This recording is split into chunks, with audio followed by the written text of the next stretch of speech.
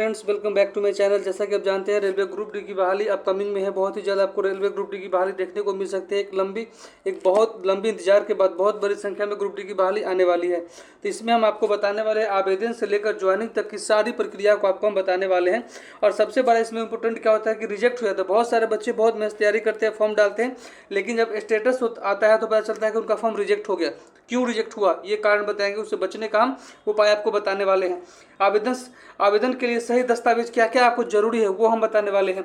सही जोन चयन करने का तरीका आपको हम बताएं, किस जोन को चयन करना चाहिए, कैसे जोन चयन करना चाहिए, क्वालिफिकेशन क्या होने वाला है, मतलब पूरा के पूरा जानकारी, सारे ऑल टू ऑल जानकारी इस वीडियो में आपको हम बताने वाले हैं। चलिए वीडियो शुरू करते हैं। सबसे पहले ये जान लीजिए कि ये बहाली जो आता है डिपार्टमेंट जो है रेलवे डिपार्टमेंट के द्वारा निकाला जाता है। पोस्ट नेम है RRC ग्रुप डी, इसका पोस्ट का नेम हो गया। सैलरी जो स्टार्टिंग सैलरी होता है 19,500 रुपये स्टार्टिंग में मिलता है, और ये फिर इंसेंटिव वगैरह जुड़कर ये बढ़ते बढ़ते लगभग 29-30 हज़ार के आसपास आपको पर मंथ मिलता है। उसके बाद आगे बढ़ते जाता है।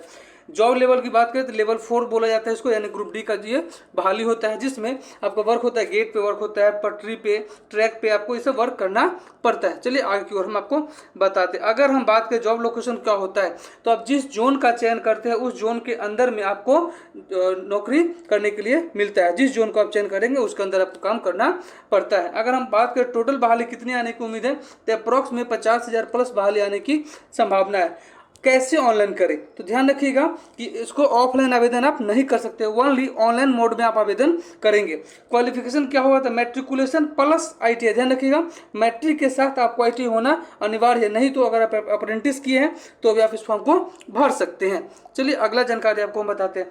अगर हम बात करें एज की, एज क्या होने वाला है, तो मिनिमम 18 साल, मैक्सिमम 33 साल। OBC अगर कैंडिडेट है 3 साल का छूट आपको मिलेगा। SC ST वालों को 5 साल का छूट दिया जाता है। चलिए अगला जानकारी आपको हम बताते हैं। रजिस्ट्रेशन फी क्या लगता है, तो यूआर का जो कैंडिडेट होते हैं उनको 500 रुपया, OBC वाले को 500 रुपया, EWS वाले को 500, और SC वाले को 250, ST वाले को 250, फीमेल को कोई चार्ज नहीं लगता है। क्लियर है। चलिए अगला डिटेल आपको हम बताते हैं। मोड ऑफ पेमेंट क्या होता है, कैसे पेमेंट करें। यहाँ पे बहुत सारे बच्चे फंस जाते हैं। पेमेंट करने का जो आपको ऑप्शन दिया गया वो दिया है UPI से कर सकते हैं, QR कोड के स्कैन करके, डेबिट कार्ड से कर सकते हैं, क्रेडिट कार्ड से कर सकते हैं, नेट बैंकिंग से कर सकते हैं। बच्चे का फॉर्म रिजेक्ट होने का ये भी एक कारण है कि बच्चा फॉर्म तो अप्लाई कर देते हैं लेकिन वो फी का पेमेंट नहीं कर पाते हैं, फी पेमेंट नहीं कर पाते, जिस कारण से उनके फॉर्म को रिजेक्ट कर दिया जाता है। ये भी एक महत्वपूर्ण कारण है। चलिए अब हम बात करते हैं कि क्या क्या डॉक्यूमेंट हमको चाहिए आवेदन करने के लिए। सबसे पहले आपको एक नंबर में है वैलिड ईमेल ID। एक वैलिड ईमेल ID चाहिए जिसपे आपको कॉल लेटर्स का या कोई भी जानकारी आपको उस पर दिया जाता है। सेकेंड, वैलिड मोबाइल नंबर चाहिए जिस पे आपको मैसेज आपका फॉर्म का स्टेटस बताया जाता है कि रिजेक्ट हुआ या एक्सेप्ट किया गया, क्या किया गया, सब कुछ आपको जानकारी उस पर दिया जाता है। अगर आप EWS में है तो EWS सर्टिफिकेट, OBC कैंडिडेट है तो OBC का सर्टिफिकेट, SC ST में आते हैं तो SC ST सर्टिफिकेट आपको चाहिए। EWS वाले आते हैं तो EWS का सर्टिफिकेट आपको चाहिए।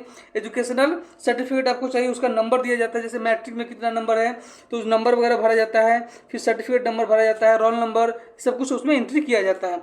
सबसे मेजर पार्ट जो हो गया यहाँ पे वाइट बैकग्राउंड फोटो, इसमें बच्चा सबसे ज़्यादा रिजेक्ट, बच्चे का फॉर्म रिजेक्ट किया जाता है। इसमें पहले ही बोल दिया जाता है पीछे का जो बैकग्राउंड होना चाहिए वो व्हाइट होना चाहिए, अब बच्चे कलर दे देते हैं जिस कारण से उनको फॉर्म को रिजेक्ट कर दिया जाता है। उसके बाद व्हाइट बैकग्राउंड सिग्नेचर जो होना चाहिए उनके पैरामीटर के अनुसार आपको होना चाहिए। अगर उसमें गलती किए तो आपका फॉर्म को रिजेक्ट कर दिया जाएगा। ध्यान रखिएगा ये सब मेजर पार्ट है जिसके कारण से आपका फॉर्म रिजेक्ट किया जाता है। चलिए अगले चीज़ को हम बताते हैं। अगला है सिलेबस। सिलेबस क्या होता है, तो इसमें ग्रुप डी में केवल CBT 1 होता है, जिसके लिए पैरामीटर है मैथमेटिक्स से 25 नंबर, साइंस से 25 नंबर, रीजनिंग से 30 नंबर, और जनरल अवेयरनेस से 20 प्रश्न पूछे जाते हैं। कुल मिला के आपको 100 प्रश्न पूछे जाते हैं। MCQ के मतलब मल्टी चॉइस ऑप्शन होते हैं, 4 ऑप्शन दिए जाते हैं। एग्जामिनेशन ड्यूरेशन जो होता है वो 90 मिनट का होता है। अगर हम बात करें निगेटिव का, तो ध्यान रखिएगा कि अगर 3 आप गलत बनाते हैं तो 1 सही नंबर काट लिया जाएगा, यानी निगेटिव मार्किंग जो होता है 1/3 होता है। अगर हम बात करें अब PET का, फिजिकल इफिशियंसी टेस्ट, तो लड़का के लिए अलग होता है, लड़की के लिए अलग होता है। हम पहले बताते हैं आपको लड़के के लिए क्या होता है। तो लड़का के लिए होता है should B should be able to lift and carry 35 kg of weight for a distance of 100 meters in 2 minutes in one chance without putting the weight down। मतलब ये हुआ कि 25 kg का आपको कोई वजन उठा के 100 मीटर की दूरी तय करना है, उसके लिए आपको 2 मिनट का समय दिया जाएगा और केवल एक चांस मिलेगा।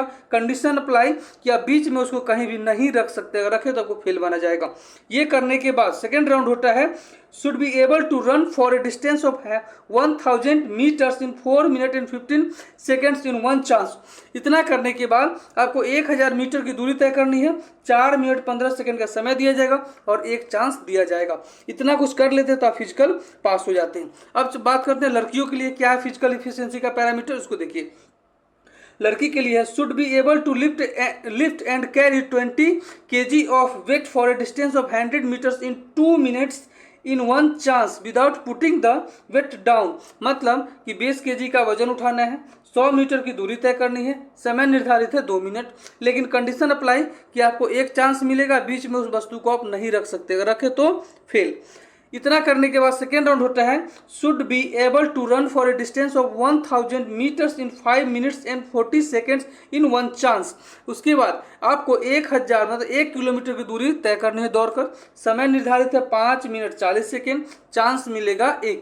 क्लियर कर लेते हैं। तब इसके बाद आपका नंबर आता है, डॉक्यूमेंट वेरिफिकेशन होता है। इसके बाद क्या होता है, डीवी होता है। डीवी क्या होता है पहले ये समझिए कि फॉर्म अप्लाई करते समय आप जो भी रेलवे को बताया है कि हम ओबीसी में है तो ओबीसी सर्टिफिकेट, एजुकेशनल सर्टिफिकेट, जो भी आप डाटा दिए हैं वो सारा आपको ऑन रिकॉर्ड आपको ओरिजिनल रूप में आपको दिखाना पड़ेगा वहाँ पे। अगर आप नहीं दिखा पाते हैं तो आपको रिजेक्ट कर दिया जाएगा। इसलिए जो भी आप डाटा फुल रेलवे को बताते हैं कि मैट्रिक पास है, IT मित्र नंबर है, सर्टिफिकेट ये नंबर है, तो सब कुछ आपको ओरिजिनल रूप में लेकर के जाना होगा।